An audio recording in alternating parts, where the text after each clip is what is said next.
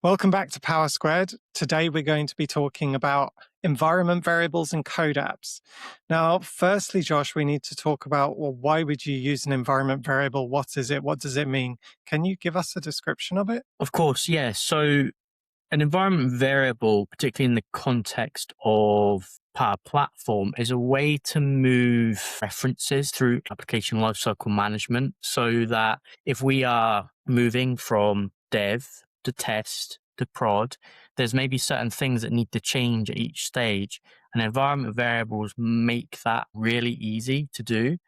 What we haven't had up until now is the ability to use them in code apps. Sounds amazing. So let's get started. How do we do this? Yeah, sure. So the first thing we're going to want to do, and we'll reference the documentation and realize that some prerequisites that we need to do. So the first one being a code app initialized, a connection already created in Power Apps, and also environment variables created in your solution. So we're going to actually use SharePoint today because why not?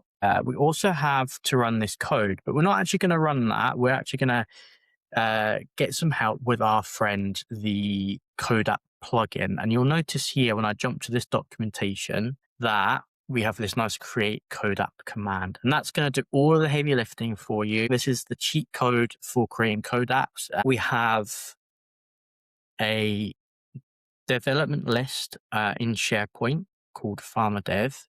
Become more apparent what we're going to be creating in a minute. And we've got some list items in our list, and we've also got the same for our test list, with just some obviously different records in there.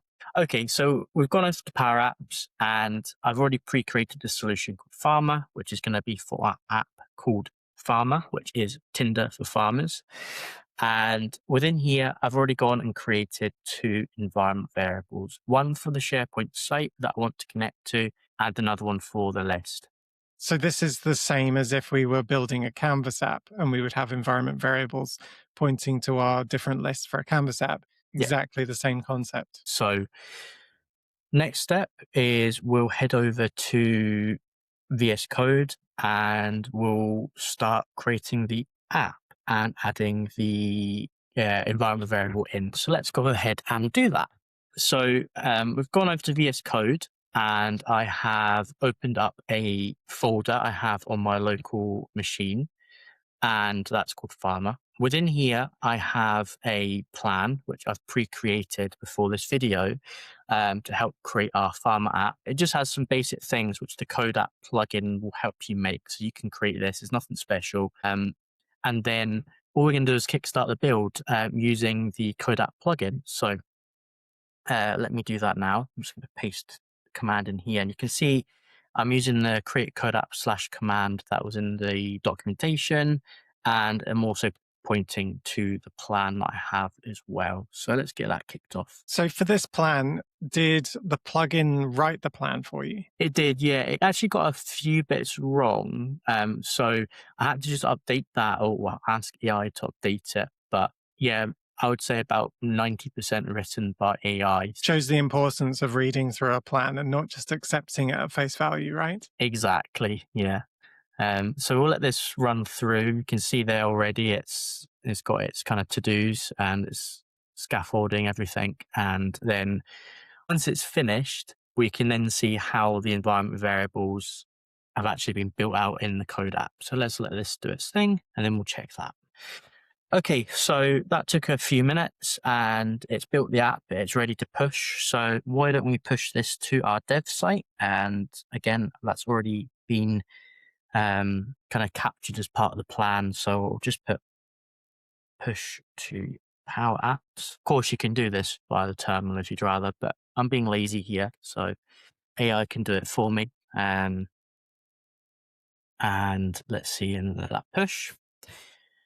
And yeah, that's it done by the looks of it.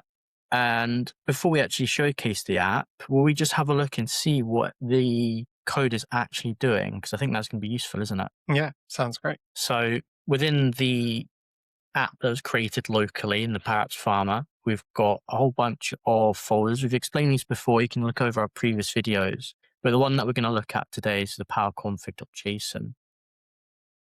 And within here, you can see it contains all manner of different information about the app.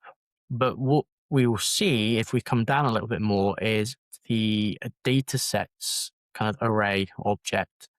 And within here, we'll see data sources. And you can see here that we've got our two environment variables, and they're using the, I hope I get this right, logical name of the environment variable within Power Apps to reference it. So rather than being a hard-coded SharePoint list, it's just looking at that environment variable. And then when we move this to our downstream environments, obviously the environment variable gets updated and it will pick that up from the app, which is really nice. So yeah, I've pasted the link in and it's launched the Farmer app, and you can see it's loaded our data from our dev list, and obviously I can swipe, and yeah, that's the app. We know it works here in dev, but we want to see this working in test already connected to our test list. So let's give that a go. Let's push this to test and see what happens.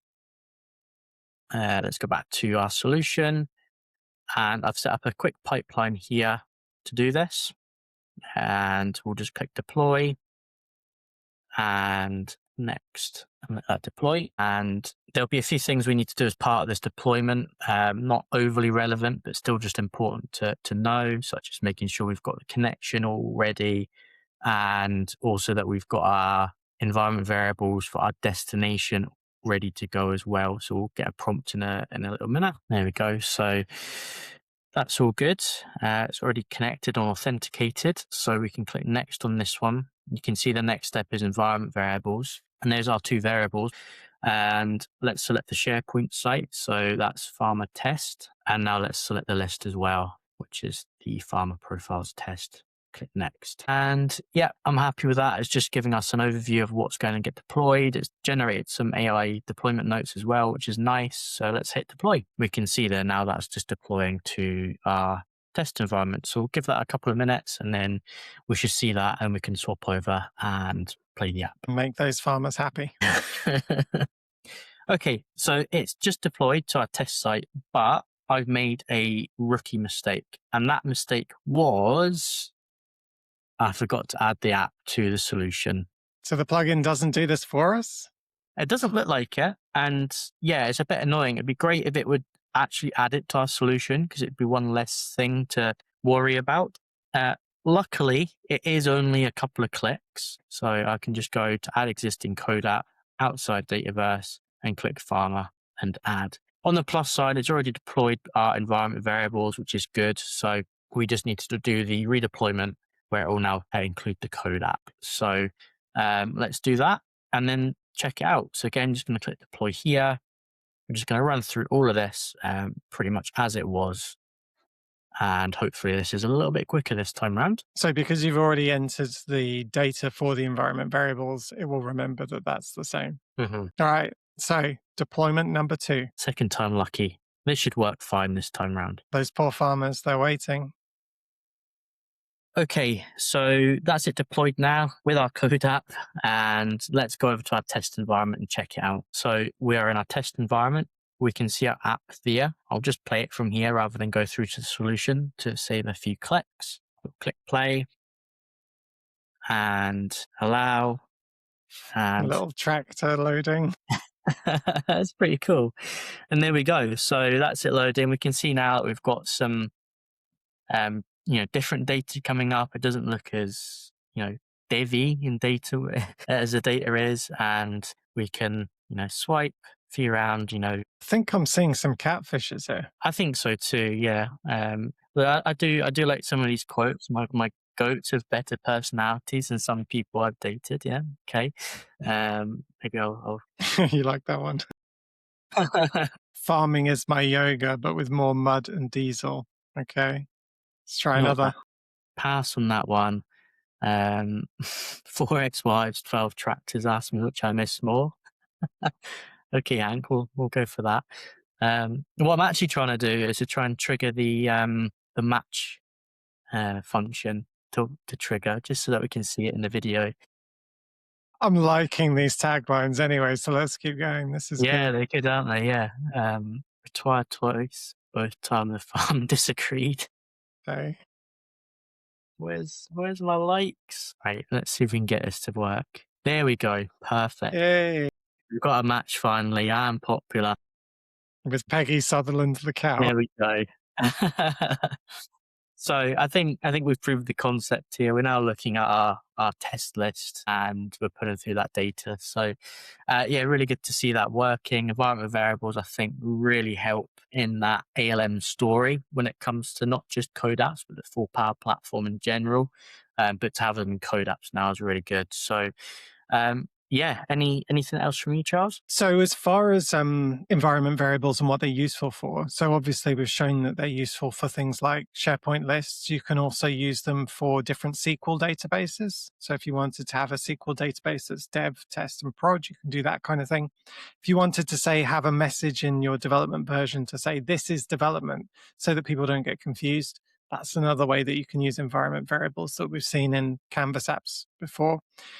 Also, like version numbers, updating the version number via that manner. I'm not so sold on that particular one, but there are lots of use cases for them. Okay, Josh, thank you for showing us that. That was enlightening. And yeah, looking forward to people using environment variables. That's been a long requested thing that people have asked for, and now it's here. So we've seen so many limitations for code apps that we had at the beginning of the year that have disappeared. What's next? Well, find out from us in the future. Subscribe. And thank you very much for watching. Please leave a comment if you'd like to comment on this video or let us know what you want us to cover in a future video. But thank you for watching.